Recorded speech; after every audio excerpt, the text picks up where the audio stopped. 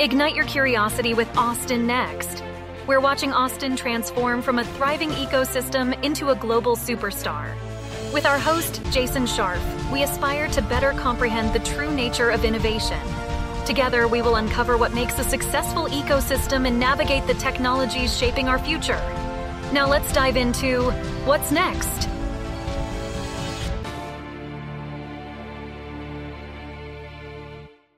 Today's podcast is sponsored by Austin Private Wealth, a registered investment advisor focused on fee-only financial planning and investment management.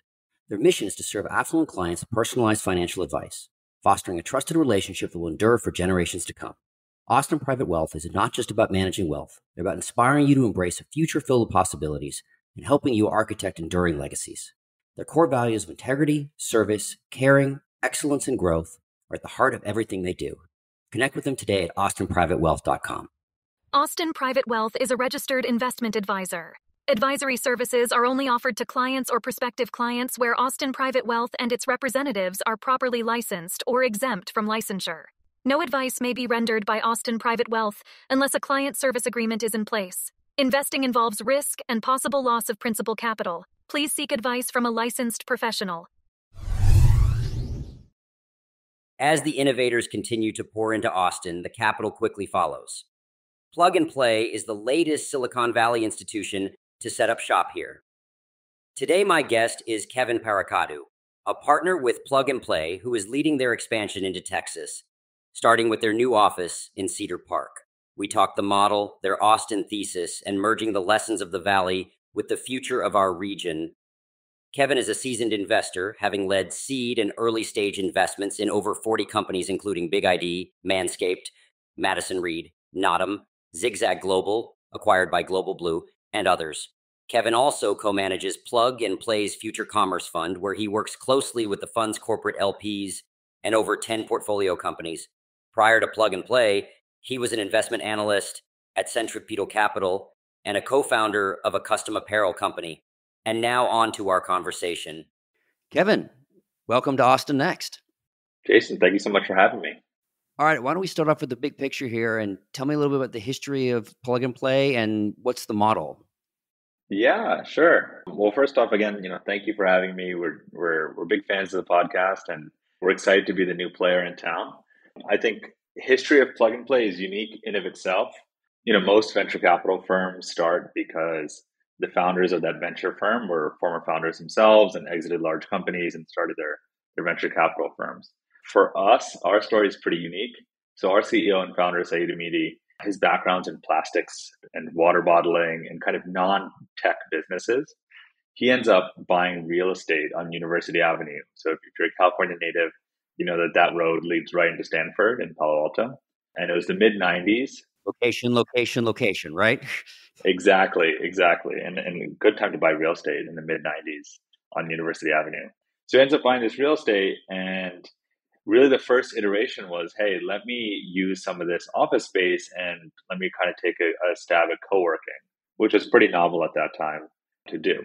So in walks in Larry Page and Sergey Brin one day and says, hey, we're two researchers at Stanford, and we got this idea to search the internet, and we'd love to get some office space. So our CEO ends up becoming their initial landlord, and subsequently is able to invest in Google through Ron Conway's angel fund, like I think SV Angel number one or one of the funds there. And then he quickly sees that the returns on Google was a lot bigger than plastics and water bottling, which were his historic businesses. So just a little. Google, just a little, right? And Google would expand to about, I think, 40 or so people in that building. We have this awesome photo that's at HQ that has the original Google team right in front of the building. So that was Google first, and then PayPal, same story, Matt Slevkin, Peter Thiel, etc. And then it was Logitech, and then it was Andy Rubin, the founder of Android software, his first company called Danger, if you remember the LG Sidekick also. So all these things, all these different entrepreneurs really come into our building. Our CEO, first it's like a space opportunity for them, but then later we would opportunistically invest in the building. He thinks to himself and his brother get together and they say, hey, what if we just got a bigger facility? So again, the vision at that time was, hey, we'll just be a landlord and opportunistically invest in the building. We get to this 160,000 square foot facility in Sunnyvale. Same idea, opportunistically invest. And then what we start noticing is corporations coming in through our doors. So this was, let's say, 2010-ish. And that's when corporations are starting to come out of the financial crisis, seeing new players that were born in the financial crisis, the Ubers, the Airbnbs, etc., really seeing their own market share taking a hit. Can I jump back in the story a little bit? Because you talk about like the Google and obviously this run up in the 90s. I'm just curious what happened to plug and play after the bubble burst in the 2000s. Yeah, what kind of happened during that stretch? Because obviously a lot of valuations and kind of the .com burst did the model stretch? What happened there? Yeah, so the model wasn't even around then, right? So back then we were just a landlord. So really the real estate value was our primary revenue line. The return on investment in Google's and so forth was really just kind of, hey, these are opportunistic investments. It never became our business really until much later. So we would get these early wins, and we tried to, what we noticed was fast forward to 2010, we got the bigger facility. We started noticing all these different corporations coming in through our doors, wanting to meet with our startups. We had tried different business models until then. Maybe we get an investor day, or maybe we talk to, maybe we act as more like an investment banker where we're pitching startups into other, financiers and so forth. And finally, when we notice as corporations coming in through our doors to work with the startups that are first in the building on different projects and, different kind of enterprise technology problem sets. And that was when our light bulb moment went off, which was, in the modern world, the corporations are looking for innovative solutions. And oftentimes those solutions don't lie in large enterprise, the Oracles and so forth of the world, or the other kind of large enterprise vendors, and may exist in a new form of startups. So really that allowed us to become what we are today, right? So we took that physical element of space, we added on the corporate innovation aspect, where we thought we have a prime access to both the entrepreneurial economy and the corporate world. And then we said, let's institutionalize our venture capital part, take our P&L, actively invest in companies that we're introducing to corporations and able to collect feedback on, and then subsequently raise funds because our corporations trust us to become amazing investors. So fast forward to today, now we're about 750 employees, about 35 or so unicorns in the portfolio, 90% of which we've been able to be the first money in. And we accelerate about 2,500 or so startups throughout the world through that basis. And so how many locations are you at this point, and how are you guys thinking about that deployment of the different accelerators? Yeah, so we're about north of 50 at this point. And really kind of the idea, the accelerator is kind of a tough word, is that, we don't take any equity in these startups. We don't charge them any fees. The companies that go through our programs range in size. They can be a seed stage company, even a Series D, Series E company. The value add for the startup is really access to their client base. It's free business development for the startup. And the way that we think about creating these programs is, one, we go into any city and we kind of canvas that environment, see what is the existing corporate base, what is kind of the new corporate base that potentially is coming in and so forth, and we create programming around that. So an example is when we looked at Germany, right? The obvious one would have been Berlin, obviously the tech hub, et cetera, of that country. However, we ended up choosing Stuttgart, Germany. And the reason that is because Stuttgart is the automotive capital of the world. It's the headquarters of Daimler, of Volkswagen, and all their different OEM suppliers that are kind of in and around a 20-mile radius of where they are. So we ended up starting kind of a mobility practice there. And these days, that program has over 30 corporate partners and actually 10 technologies that we've introduced in our programming to Daimler you can find in your Mercedes today, which is pretty cool. So we basically copied that playbook and take it to every different locality when we start new offices. How are you seeing, because you see some of these hubs change over time. So how is kind of, when you move in, obviously, as you said, it reflects the nature of the hub, both today and tomorrow, but then that changes over time. So how do you see the flexibility, and when is it like, okay, it's the mobility hub in Stuttgart today, but now let's just take it out. Like generative AI didn't exist 2 years ago, but now it's the hot thing. So how do we pivot? How are you thinking about that in terms of the way any of these hubs shift over time? Yeah. So I think what happens for us is the technology set may change, right? Meaning generative AI might be kind of the latest and greatest, or it may be a certain type. What we're seeing is what's slower moving is kind of the corporate nature of that town changing. It could be, and then we would change our programming. So what we've been able to often do is we start with the vertical that's the most relevant in that town today. And then we think, okay, what is this town? What is this locality want to become? And how do we create programming around that to be part of the attraction of that town? Like in Cedar Park, as an example, right? This region already has amazing regional manufacturers, whether it's Tesla, whether it's the semiconductor players, or even Dell as kind of being the corporate HQ. So for us, a kind of a slam dunk initial vertical is advanced manufacturing, bringing together the supply chain, the manufacturing teams, all the different key stakeholders that already might live and work in Central Texas.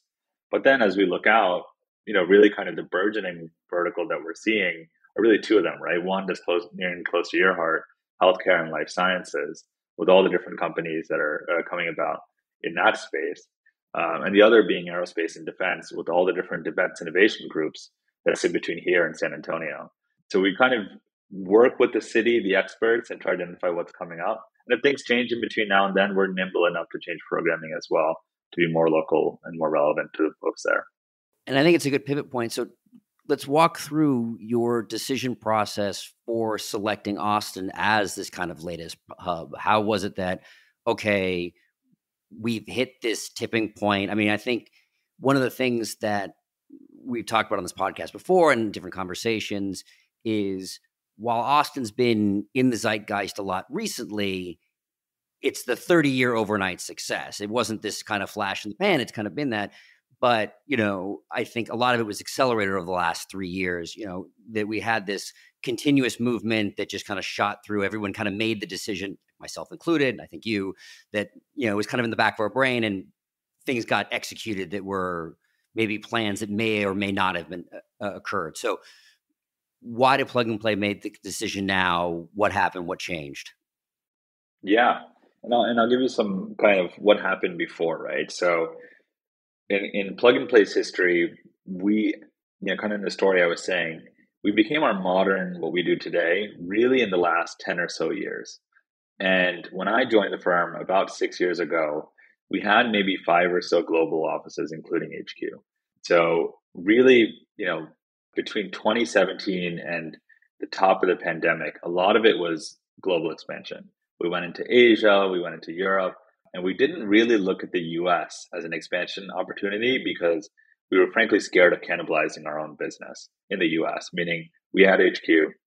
You said 5 before, and then you're at 50 now? Did I hear that right?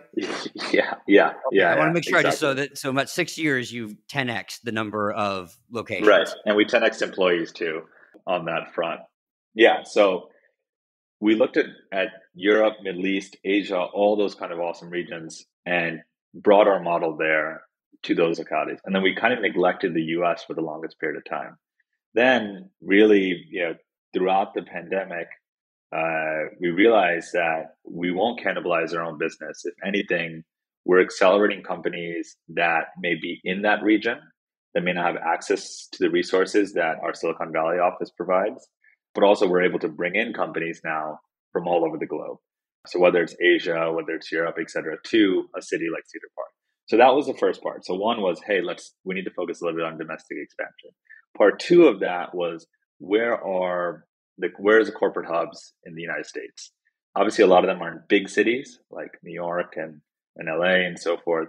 But then there's these growing hubs in really interesting cities where there isn't much activity. So that part led us really to the state of Texas, where, as you know, I think it was actually over the pandemic, Texas became the leader in Fortune 500 headquarters with over 55 Fortune 500 companies, with the state of Texas as being their headquarters. So that was the first light bulb. We need to be in the state of Texas. The second part of that was we realized that, there are players like us, but not anyone really at our scale in the state, and that the state could leverage the connective tissue that plug and play naturally provides, connecting government, corporations, universities, and startups all into kind of one roof. So we realized then that we should target the entire Texas triangle. And Central Texas really made a lot of sense for us when we looked at it in Austin in specific. It was because, there's over 30 corporate, regional, or actual headquarters in the area. Austin is home to over 20 different unicorns. It's a sleeping giant, right? Like, it's not often talked about as kind of the leading tech economies. Of course, it's in the conversation, but not considered maybe in the top three. And quality of life is great. The university systems are top notch. All these different aspects that we think lead to a strong entrepreneurial hub, while also being a great place for plug and play to thrive and be the connective tissue between startups and corporations. So that's how we chose really this region. And then once we started working with different cities and trying to understand, where it makes sense for us to work with, really kind of met the city of Cedar Park, actually at a conference in DC, immediately clicked on shared vision. And it made a lot of sense for us to kind of move into the region shortly after that. I mean, it only took about 6 months from first conversation to then ultimately signing a contract and launching something. So we knew the city also wanted to work with us. So the origin, obviously, of Plug and Play was in the real estate. Is the program itself is a finite program, accelerator program, correct? In what sense? It's a startup goes through a 6-month period, correct? Can you walk through the Plug and Play program? Yeah. So basically, each program starts with a board of corporations that are excited about that vertical and want to work with startups. They disclose to Plug and Play their respective interest areas and challenges. We then use that as sourcing criteria to then essentially, through a series of voting, ultimately get to a cohort of companies. So the cohort of companies all have pretty clear commercial relevance to the board, to one or more corporations on the board. Then the companies go through about an 8-week level of programming. It's different from your average accelerator. It's not really how to build your business. We assume you know how to do that. It's companies that are looking for scale. So it's a lot of how to kind of upsell your existing contracts, how to commercialize into new markets, how to potentially approach M&A if you're interested in that, or how to go about your Series A, B, C, whatever it be financing. So that's the kind of programming that we bring in, sprinkled with, obviously, introductions to the board and other corporations that we work with. After those 8 weeks, the companies, we essentially have a summit whereby those companies go on stage, they talk about their traction, more about their product, we bring in the public, and hopefully they can talk about maybe the work that they're already doing with some corporations. Obviously, in 3 months, it's hard to get to a full-on pilot, but that's the end goal. We're trying to shorten the sales process for startups, bring them to a path to commercialization, and hopefully create meaningful business and jobs for any region that we're involved in. So, and the reason I was really want to get into the detail a little bit of it is, so when you decide on a region, you said you kind of look at the corporate base and what's here. But I'm going to assume that when you're sourcing the companies, there's not a geographic restriction. So you do not have to be based in Central Texas to be part of, or correct me if I'm wrong, to be part of the Central Texas Plug and Play accelerator. So if you fit the criteria that we're looking for in the advanced manufacturing, you want to come here for this accelerator to fit the needs of these companies, you're more than welcome to come. And so the question, and so what I'm kind of getting at this point is, how much of a source of gravity does something like this become for the region? Is it 80% come from the region, 20% come from outside the region, and then they kind of stick? Like, what have you seen? Obviously, we don't have statistics for this particular one, but what are you seeing in other regions? Yeah, no, it's a great question. So it depends on how thriving the entrepreneurial economy is in that town, right? And how diverse it is. So to give you an example, let's say in Alberta, right? Alberta's, where we have 2 offices across Edmonton and Calgary, not necessarily known as an entrepreneurial hub. Over kind of the 2 cohorts, we had roughly about 25 or so companies that have gone through that cohort. And in that cohort, the companies were from all over. We had a company from Israel, a company from India, other parts of Asia, and of course the US. Then what ultimately ended up happening with those 25 or so companies was that 3 completely relocated, and then 4 more actually established second headquarters in Alberta. So that one is an example of an economy that's kind of in the early stages of building out a startup ecosystem. When we look at Austin, Austin obviously, like I said, has just so many startups. The key aspect and key evaluation criteria here would be relevancy. We don't want to be, if you're an Austin-based company, you get automatically admitted in the program, even if you don't have any relevance to the corporate base that we're working with. We do want to be, to your point, that attractive force, that if we're working with, the leading companies in Central Texas, first and foremost, this serves as a place where if you're a company in Shanghai or Bulgaria or wherever you may be, we have an awesome product that's highly relevant. Let's get you on a plane to Austin to work with those different corporations. But also, if you're an amazing company in our backyard and you just haven't been able to talk to, the other corporations in your backyard, you as well. That's something we'll see in as we map out. For us, ultimately, we want to be valuable to the community. So we'll first look at the community for that relevancy. So one of the things that I've kind of seen kind of in the exploration on the podcast, and I'm trying to understand ecosystems as they go, is I have a theory that there is a kind of a first principles of an ecosystem. And each ecosystem kind of has a different set of first principles and even as you get into the sectors themselves. And I think if you are, as a company, match up with the first principles of that particular ecosystem, that's really when you start having the flywheel kind of go. And I think when you've picked out, advanced manufacturing, aerospace and defense, life sciences and healthcare, I think I agree with what those verticals that you picked. I think you kind of really fit into what is really underlying what's kind of set Austin up for success.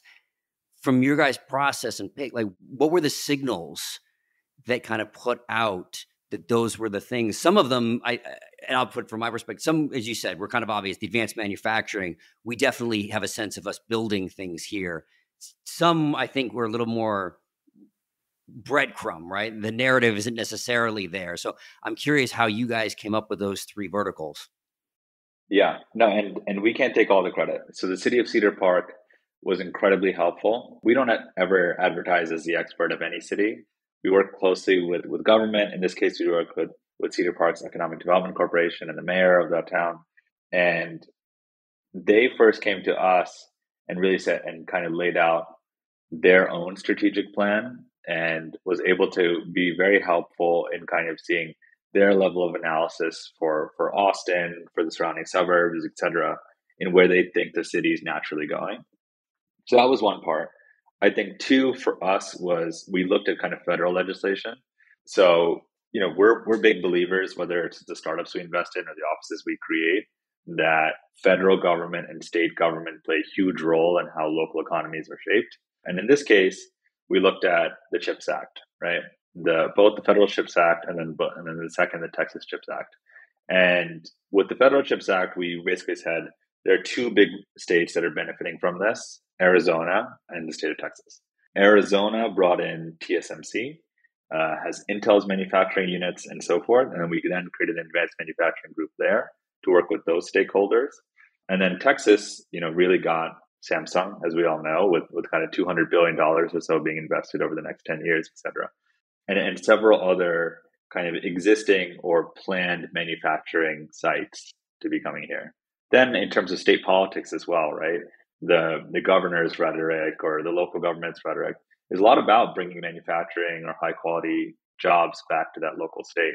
So it lines up to your point of kind of being, some kind of rhetoric that's going on and making sure our messaging aligns with that. So that was vertical 1. Then as we explore our next few, we're still open to if things change between now and then when we launch those. But reading the tea leaves now, I mean, much more about kind of the life sciences sector here, but when we looked at it, it's all the different kind of hospital networks that are coming about into the region from other parts of Texas and so forth, and the number of healthcare entrepreneurs and unicorns that are based here. So that was clear. And then lastly, with defense has become such a hot sector. I think in the last year or so, like I feel like every other podcast I hear is about defense tech. And Austin has really become a clear hub of that, with Army Futures being here, AFWorks, Defense Innovation, so many other different groups that are treating Austin as their main hub. But we see the opportunity there is that they're based here, but I'm not sure how well. Like, I think we can accelerate and be the connective tissue between them and the global community of startups that are relevant to them. The idea is that we hopefully can be that local access, but provide that global reach.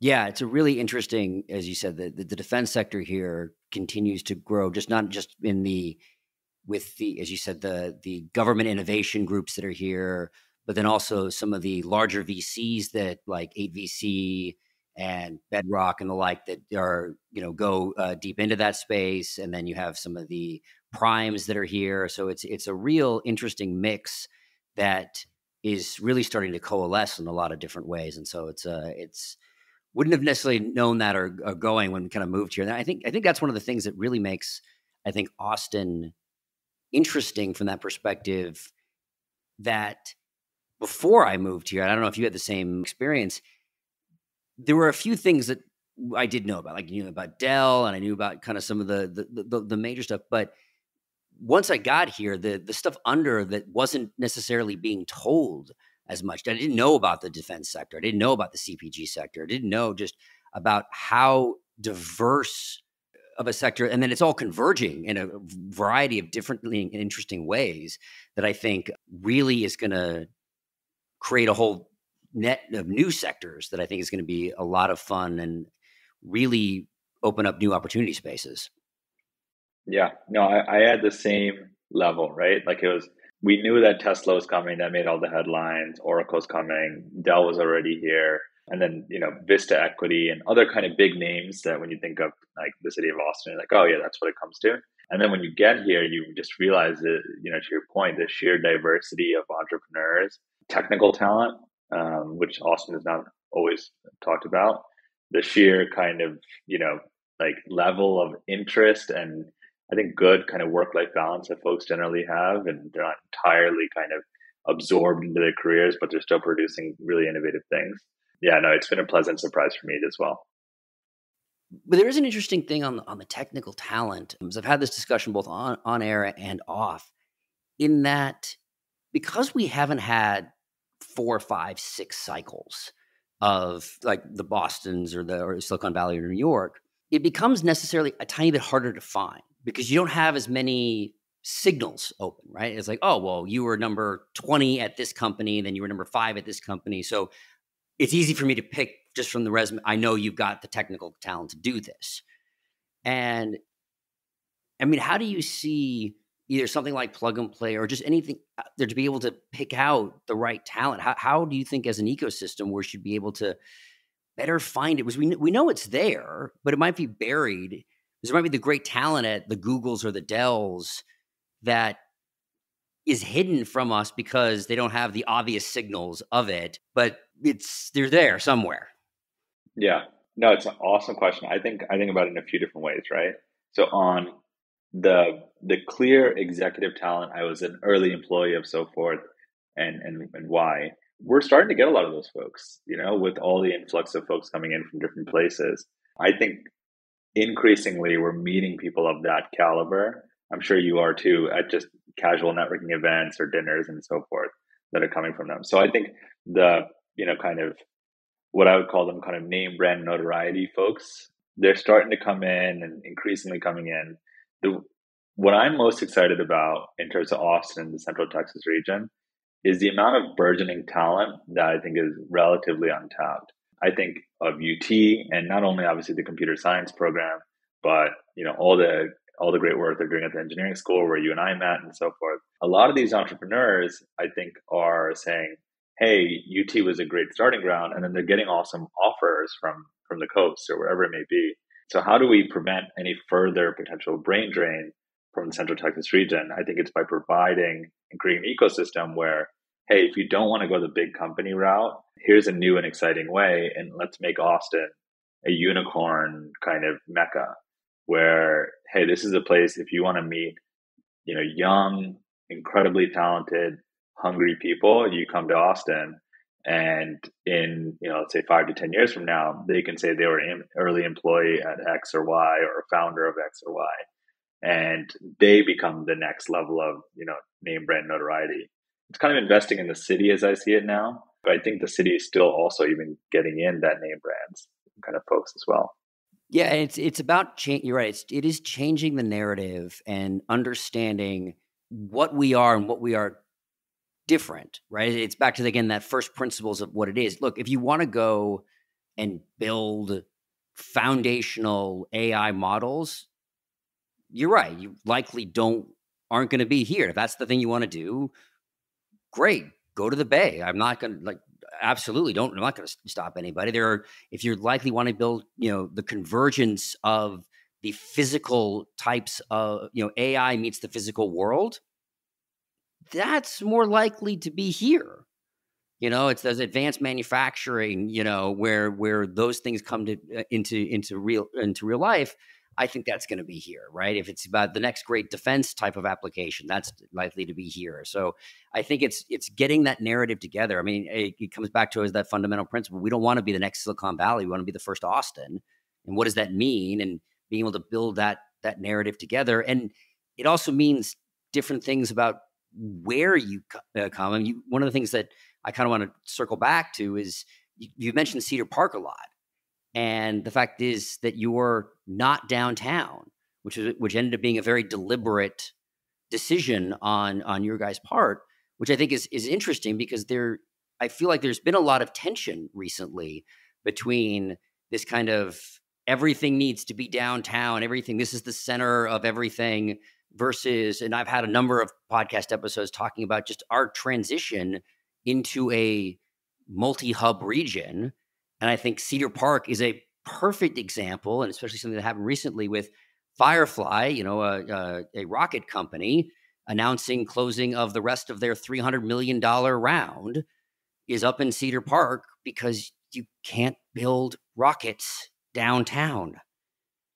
And so understanding the thing, I can build software products downtown. I can't build rockets downtown. And so understanding what plays out where and what's the best fit for the talent and the types of companies that you're building. So I think that was a really interesting decision that you guys made. And as you said, you met the people from Cedar Park and had that fit. So what was the thought process almost on that deliberate choice of not being downtown? Yeah. And it's something, honestly, I learned through Plug and Play. And I give a lot of credit to Plug and Play for really changing my mindset on that. Because if I were to, had I not had these past 6 years with Plug and Play, I would think like most folks, you have to go to the big city, you have to be in the urban center, all of that. That's the only way you're going to be able to hire people, scale, all that stuff. And I think, really what Plug and Play has taught me is that we have clear case studies where we've gone against the grain and it's done better. So Stuttgart was a clear one, right? We went from Berlin and didn't go there. Even HQ, right? We're not in San Francisco. We're in Sunnyvale, which is about 50 minutes south of San Francisco. And, I'm flying out to California in 2 weeks for our summit. There's 2,500 people flying in. There's going to be 400 corporations in the audience, 200 startups presenting. I think what I've come to realize is being in the urban center is an initial kind of positive, but it's not a deal breaker. That if you provide high level quality programming, good content, great startups, people will come wherever that is. Then that's part one. Part two is to your point of, Austin, we're not trying to be Silicon Valley. And why do people move to Austin, right? It's oftentimes you can afford a house here, your kids can go to a good school, you have a generally higher quality of life. And that kind of branding is oftentimes in the surrounding suburbs where those possibilities are still there and where you can do that. So when we thought about our stakeholders, because we ultimately believe that startups will go wherever there's business, that if there's a strong group and concentration of corporations, startups will be happy to be there to accelerate their own business. When we looked at our stakeholders, which is the corporations, a lot of them live in that area. And a lot of the corporations are based in that area because they need big campuses and they need to be there. And then lastly, the third point is, yeah, you can't build a rocket company in downtown. You can't build an advanced manufacturing company probably in downtown, and maybe not an aerospace and defense company, and maybe kind of a leading life sciences and biotech company. All those things require physical space. And another clear reason where we can leverage our connections to the city to provide additional resources to the entrepreneur that's looking to expand. Yeah, and this. I want to say this is not me being anti-downtown. There are things that only downtown can provide. South by can't be anywhere but downtown. Like you can't have all of the amazing things that's playing at the Moody Center anywhere but downtown. The part that there just seems to be, especially like going back to Silicon Valley, I'm using the term Silicon Valley, like seems to be this forgetfulness that it is a multi-hub region. Like the San Francisco itself and the downtown has only been part of that story for 15 years out of the 50-year history of it. I mean, you talk about Plug and Play starting being on, the road by Stanford. Like he was down on the bay itself, down by Sunnyvale and San Jose and all by, like that used to be where it was. And then it expanded up. And I think it was Twitter's move to downtown in 2009, 10. That was when San Francisco actually became part of the equation. Now it is a lot more part of the equation. And I think that OpenAI, and for those of you listening, we're a few days past still in all the craziness, and who knows when you're listening to this, what is going on with OpenAI. But I know that's like all downtown, but the multi-hub nature of it that's always been Silicon Valley. Like it goes from Oakland to Sunnyvale to San Jose, all the way up to San Francisco. And I think the fact that there's this thought process that like everything needs to be within, a 2-mile radius of downtown has always been this kind of false, unless you're in New York City, right? Like New York City is the only place that I know of that really actually operates in that way. Even Boston doesn't operate that way. Yeah, I think it's, we're just doing the reverse story here in Austin. With Firefly as an example, but several other companies are just building, not necessarily in the core. It's awesome to still live there and be part of the cultural activities, but it's not the only place where you can build a company in Central Texas, I think. Right. Yeah. And you got to figure out actually what's the right spot for you. And some of them make actually perfect sense. You should be downtown and building downtown. So you've been here a little while, and I've been here. We kind of keep comparing it to the Bay and talking about wanting to be kind of the first Austin. What are you seeing kind of as some of more of the unique characteristics of Austin as compared to it? Like what's a differentiator from other ecosystems you've been a part of? Yeah. So I think from my lens, there's been a lot more deep tech and a lot more that, I've seen in this region than really in the Bay. In Boston, I would say is kind of closer, more kind of robotic side and so forth. Here in Austin, I'm seeing kind of companies across a wide gamut, whether it's solving kind of clear manufacturing challenges, clear supply chain challenges, or kind of converting into other, really interesting spaces. I think when I look at the VC ecosystem in Austin, the mentality is a lot different than, let's say, San Francisco or really, let's say, even somewhat New York investor, which is two places where I spent the most time, where I think the VCs here, Austin, I think still needs a strong pre-seed economy, angel network and pre-seed economy that's really taking high risk bets into the companies that are really solving some key challenges. And that kind of exists well on the West Coast and East Coast, or has been created in the last 20 or so years. And whereby you can take kind of an idea where a business model, let's say, isn't built out and all these, there's a lot of question marks, but you're kind of investing in the person. My take on Austin is that it's the VC ecosystem seems to be more comfortable in a little bit later stages. So I would say like later stage seed, Series A, B, and then obviously there's a good private equity network in the region. So I think that's an opportunity that we could potentially fill in that kind of pre-seed world, operating like a Silicon Valley investor with the prudence potentially of kind of a West Coast or Southern investor. So that's interesting. One of the deep tech angle in the VC ecosystem. 3, I think, is providing that level of kind of scaling and mentorship that the Alton ecosystem has. I think a lot of the entrepreneurs I've met are doing really well at bringing their business, let's say, to 0 to 1, but they're struggling, let's say, in that 1 to 10 of the how do we get it to scale? how do we get into those resources, how we build teams of hundreds, etc.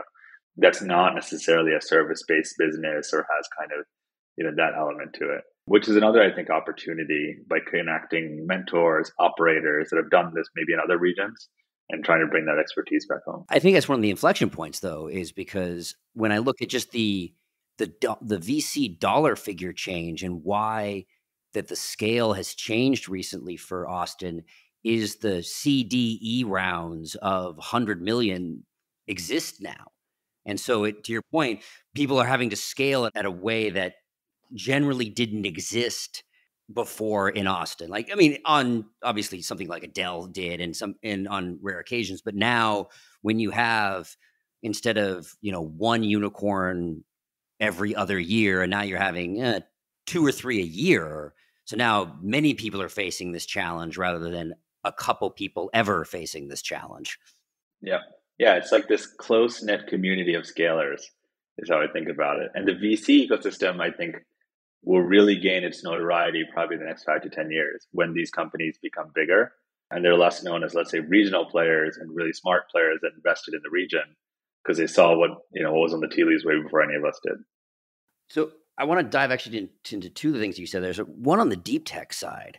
When you generally, at least when I generally think about deep tech, you think that there has to be a strong university connection because usually deep tech takes a lot of pre-commercialization, even pre-company work that it does. And hence your point about like Boston, you've got, obviously Harvard, MIT, all of those schools. And the same thing on the Silicon Valley side when you have like Berkeley and Stanford. What are you seeing, or what do you think? Because we've seen difficulty of getting things out of UT, and this is not just a UT issue, right? But obviously Harvard and MIT have figured some things out. What are you thinking for deep tech? Are there any lessons to be learned from other ecosystems on just how to better integrate the university systems to get things out? Yeah, I think and I agree, right? Like what I'm noticing from, let's say, the university ecosystem into the startup ecosystem is that there is a lapse in kind of commercialization ability and interest. That your excellent researcher at any school, whatever it may not be your CEO, may not be your CTO or whatever it may not be even the technical person of the company. Actually, most likely not. Yeah, exactly. Like they enjoyed researching, they found maybe an innovative approach or whatever it may be to a certain technology set. I think where this ecosystem could potentially take the beauty of looking at others and saying, hey, what have they done well, but where have they lapsed? Could be within that. Is that the path to commercialization has been a lot of times a university taking either warrants or kind of a low stakes equity in a new co that spun off from them, brought in through their different resources, which still has a heavy faculty element to it. And then it's kind of like throwing, let's say, a newly founded company with a highly technical team onto the deep end and saying, go swim. But if I were to kind of redesign that path of, let's say, education or let's say, research to commercialization, how can we bring in the already close-knit Austin community of VCs, of kind of clear scalers and so forth, and bring them into the technical talent that's being clearly produced from a lot of these institutions. Like, I think that's where a lot of the lapse is, rather than, hey, this is what so-and-so school is doing on either coast. Let's just copy their strategy here and create another, whatever it may be, right? Like that's where I think we could go as a, let's say, university and technical talent body.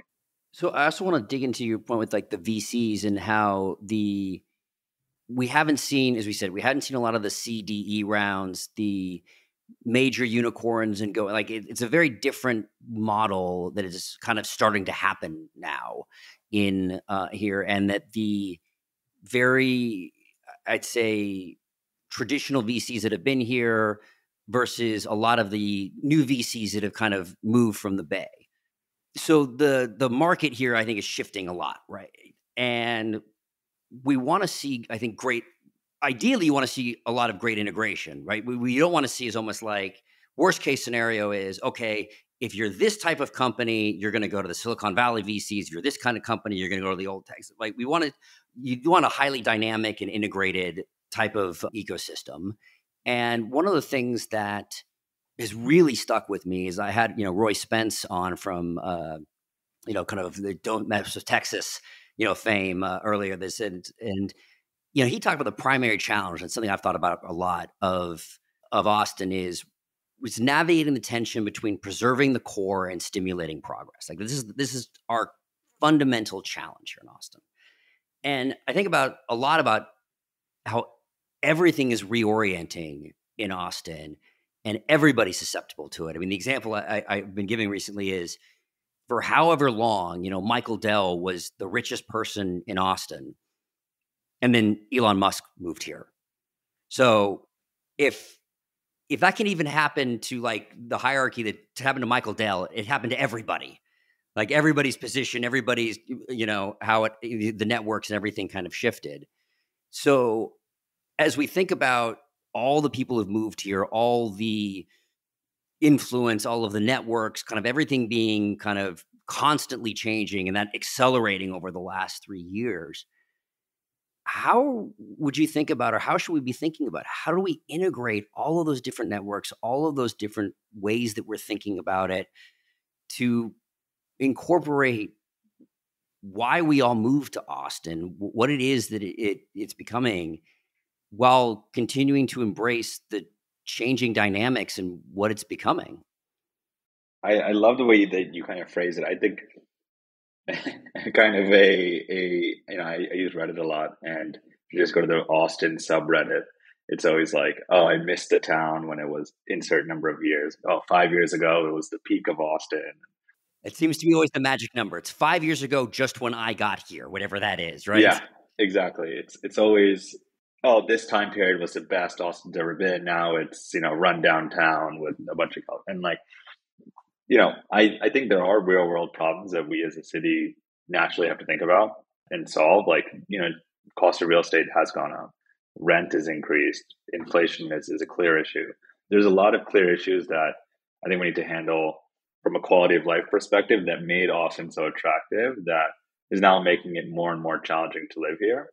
With that said, I think that is a challenge that needs to be addressed, but the inability to change will ultimately lead to the demise of any city, right? That if we stay true to our roots and kind of have this inward looking perspective, that it's going, like, what exactly are we going to produce in 10, 20 years other than being an amazing college town, and all these other things that Austin's already known for. If anything, all the other cities that, you take a look at Bentonville, or you take a look at Asheville, not Nashville, right? Like all these different cities that are now kind of growing in this unique format, and they're creating room for diversity of thought and exercise. What I personally felt as someone who's, went from New York to California and then to here, a lot of times I whisper that I just moved from California thing, because I see the "Don't California my Texas" bumper sticker once in a while. But I've actually met a thriving, it's more than often not that the person is receptive to a new form of thought.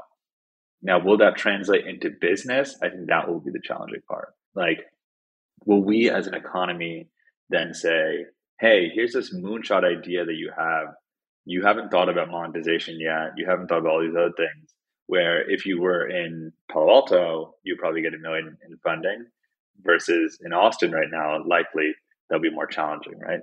So how do we change that mindset? And I think that's gradual. You have to get a few misses.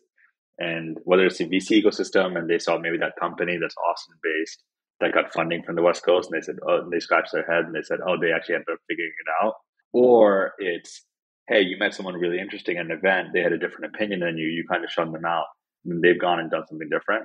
My opinion is that you kind of have to do a little bit of trial by error and just see the ecosystem and see how it changes. But if you don't open yourself up to any of this, you're probably going to get lost in the dust, right? Like, I would not want Austin to become like insert city and whatever it may be that just stuck to their roots and now has a bunch of ghost stores, ghost everything, and becoming a documentary in 20 years from now. No, definitely not. Yeah. And what's the changing thesis? How do you grow? And I think some of our VCs timed the market well, and they all, at least the historic ones, all raised at the end of, I think, 21, 22. So they were well positioned and didn't deploy at the bubble. So they're all sitting on a lot of dry capital, which I think is giving them a good opportunity. So I think that is good. So Kevin, I think this has been a lot of fun. And I think really interesting. I'm really glad Plug and Play is here. And so I want to always end with the same question. What's next, Austin? What's next in Austin is hopefully Plug and Play Cedar Park, where we'll become the innovation hub of the region. Perfect. I love it. Kevin, thank you very much for joining the Austin Next podcast. Jason, this has been super fun. Thank you for having me. So what's next, Austin? We're glad you've joined us on this journey. Please subscribe at your favorite podcast catcher, leave us a review, and let your colleagues know about us. This will help us grow the podcast and continue bringing you unique interviews and insights. Thanks again for listening, and see you soon.